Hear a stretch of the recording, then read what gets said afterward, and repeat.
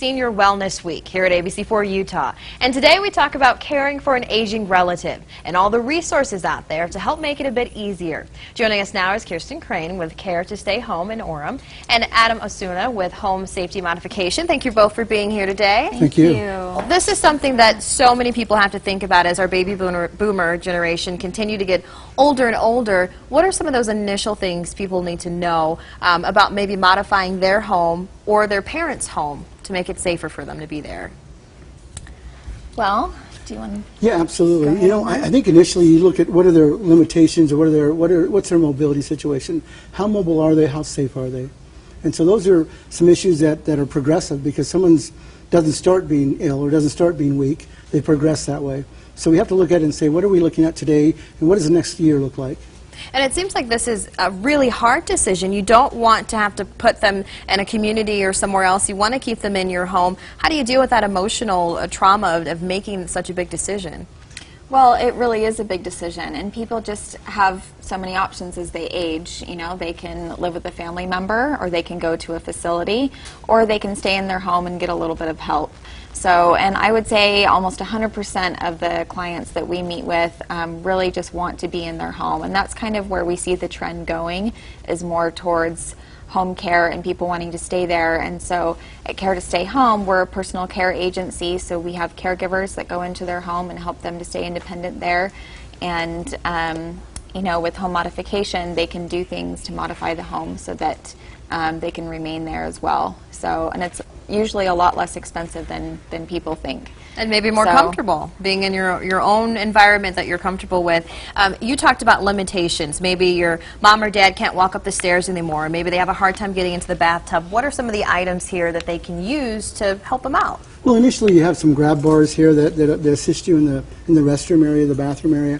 Then everything from toilet accessories. But this can go everything from an elevator to a simple ramp going in the home, to changing the cabinetry, changing the width of doors. In some of the older homes, wheelchairs won't fit through. And so the bathroom is an area that we focus on because that's where most of the accidents happen. And so with that, you know, we don't want someone to fall, you know, and we recommend looking at all your available resources. Kirsten's company, they take care of people at home. In some cases, they're the only ones to see that senior in that day. And so it's great to have eyes and ears checking on your parents and your loved ones. So, and people you trust, good companies out there.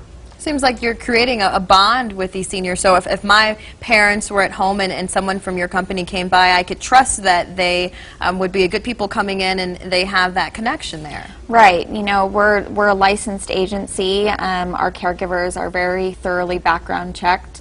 You know, we want to make sure that we're employing really good people, and that we feel good about them, and they want to come to work for us. So, you know, we're not there to take the place of family, but we're just there to offer a little bit of respite care for families that maybe need some time away, you know, a few times a week or whatever. We see people anywhere from 4 hours a week up to 24-hour care.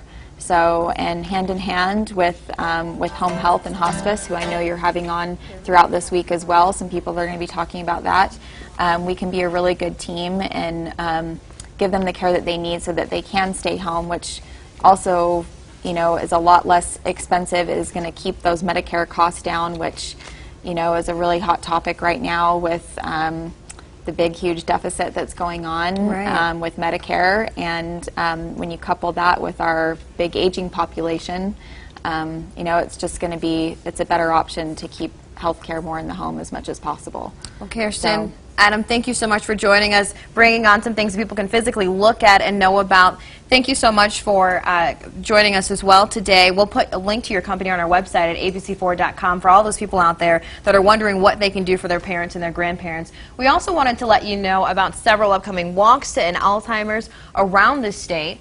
There's one this weekend in Salt Lake County. Then, as you can see on your screen there's another one in Weber and Davis counties on the 14th, a walk in Cache County on the 21st, and finally one in Utah County on September 28th. We'll have those details on our website. Thanks so much for being here. Great. Thank you. And we're going to take a live look out